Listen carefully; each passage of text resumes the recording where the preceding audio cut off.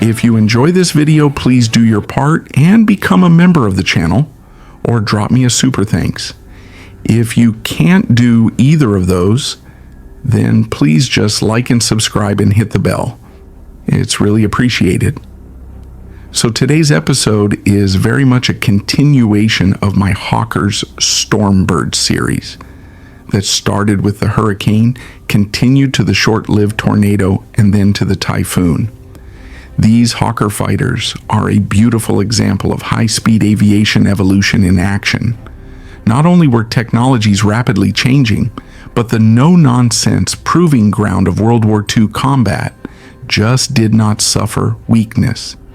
If there was a problem with these aircraft, it would rapidly become, from Typhoon to Tempest, evident, and need to be corrected in one way or another, or the type would just not survive. Now, the Typhoon was nothing to sneeze at, and the Tiffy would kick butt all over Europe, especially in the ground attack role, but there were definitely things about the Typhoon that were bothersome. The first was the wing. The Tiffy had a fat, thick wing that produced too much drag and reduced performance. Second, the big radiator scoop looked cool and all, but think of it. That's a big chunk of something hanging out there in the slipstream causing drag, and if that could be cleaned up for sure, performance would improve. Also, the Tiffy had an annoying high-frequency vibration problem with the engine and an even more annoying habit of losing its tail in flight, killing probably 25 of its own pilots in the process. So yeah, the perfectionists over at Hawker had some things that they wanted to fix. In order to do this, authorization was obtained from the Air Ministry in November 1941 to build two prototypes of what they called the Typhoon II. In February 1942, these were renamed to Tempest. Now, if you recall from the Typhoon video, the Air Ministry had learned that hedging your bets on engines was a good tactic. There had been problems with the RR Vulture engine, and so they were able to cancel the Hawker Tornado but continue with the Napier Sabre powered Typhoon.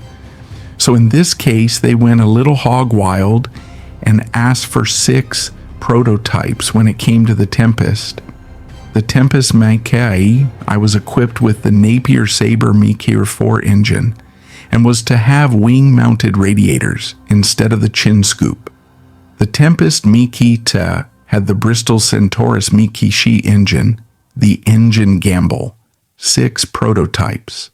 The Tempest Meek 3 was equipped with the Rolls-Royce Griffon 85 engine. The Tempest Kati 4 was planned to be equipped with a Griffon 61 engine. The Tempest Memkevo V equipped with the Napier Sabre Mayq 2 engine. If you are wondering if you need to get some paper to make notes because all these marks are getting confusing, don't worry. Things will get simplified soon, and so I promise that there will not be a quiz at the end of this.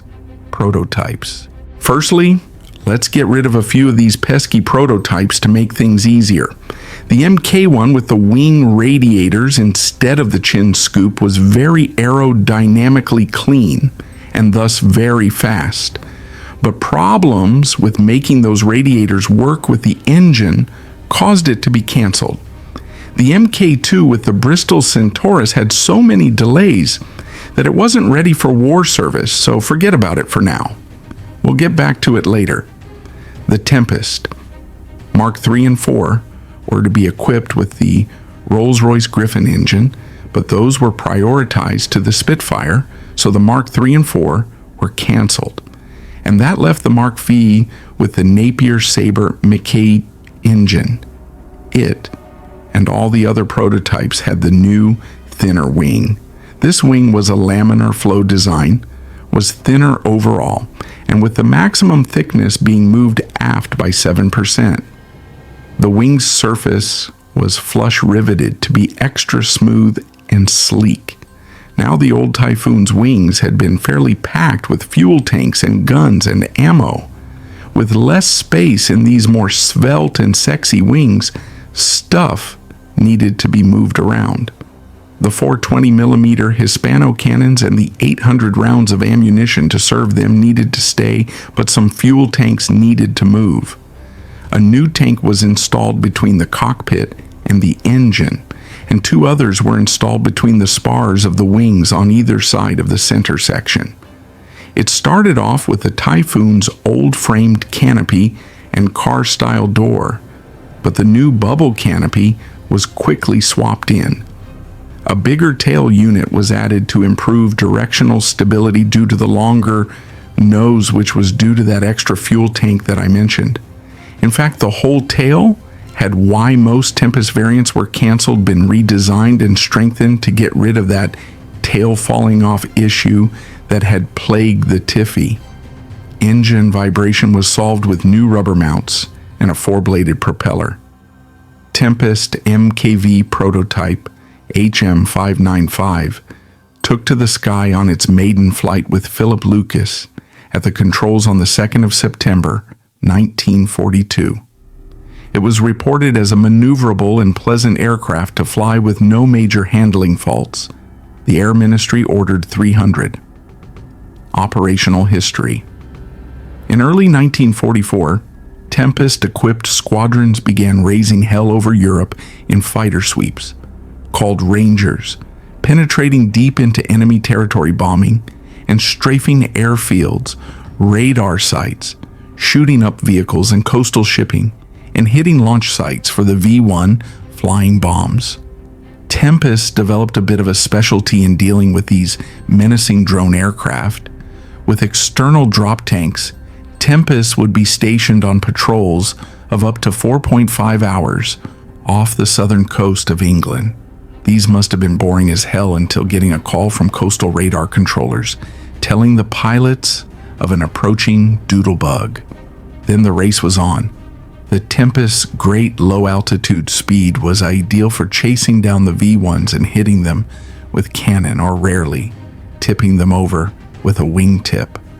Tempest squadrons were credited with destroying 638 of the 1,846 V-1s, which were destroyed by aircraft. As the threat of V-1s died down, Tempest squadrons were moved forward to bases on the continent where they tangled with and proved worthy opponents to the Luftwaffe's Bf-109G and Fw-190 fighters, while also destroying many ground vehicles, trains, etc.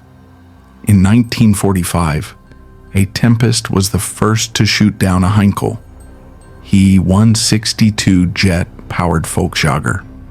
A Tempest was also the first to run into the Dornier 335 Fiel. Tempest held their own. The Tempest Mainke 5 takes flight even against the Messerschmitt Me-262 jets. A Me-262 pilot said of the Tempest, "Our most dangerous opponent was the British Hawker Tempest, extremely fast at low altitudes, highly maneuverable, and heavily armed. One technique to deal with the 262 was the rat scramble. When a 262 was reported in the area, Tempest would take off and head straight to the 262's home air base to hit the 262s when they were coming in for a landing, low and slow. This worked well until flak lanes were established to protect the vulnerable jets as they came in. Tempest served right up until the end of the war and after, holding the line until the new jets arrived. For many RAF pilots, the Tempest was their last piston banger before becoming a jet jockey. I told you back in the prototype section to forget about the Mk2 with the Centaurus engine for later. Well, it is now later. The Centaurus was an 18-cylinder air-cooled radial engine, and so because of this very different round engine shape, the Mk2 has a distinctive nose. When compared to her sisters, it in fact looks like a Fw-190. Supposedly this is not incidental, and there was actually a little copying that went on from a captured 190. The first Tempest II with this engine flew in June 1943. Early on, these radial-powered Tempests had problems with engine vibrations. Changes were made To the engine mounts, and experiments were done with various propeller blade configurations from 4 blades to 5 and then back to 4. Other problems, such as engine overheating, poor lubrication, exhaust malfunctions, and reduction gear seizures, all delayed production so that the Tempest II never saw combat but served post-war. Some were transferred from the RAF to the Indian Air Force, IAF, and the Pakistani Air Force, PAF, where they would fly until into the 1950s. Survivors. The Tempest is well represented by survivors. Tempest II SNMW 763 was built in 1945, and in 1948 was one of those aircraft transferred to the Indian Air Force.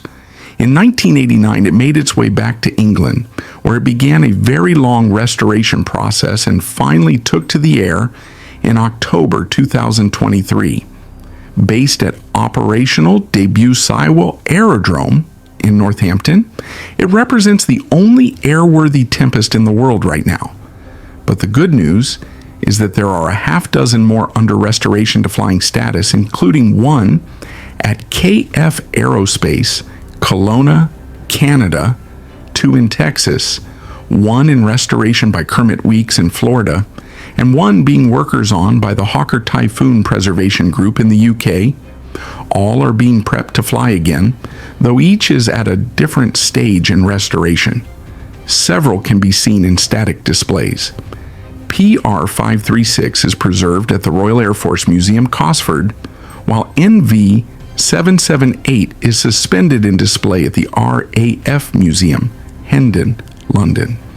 MW-758 is on display at South Wales Aviation Museum, Wales. Over in India, MW-848 is showcased at the Indian Air Force Museum, New Delhi. These static aircraft may not fly again, but their historical presence in museums ensures the Tempest legacy lives on. And there is one more bird to come in my Stormbird series. Can you guess? If you've got feedback, leave me a comment. If you enjoyed this video, please drop me a super thanks or just like, and subscribe and hit the bell. It's really appreciated. Until next time.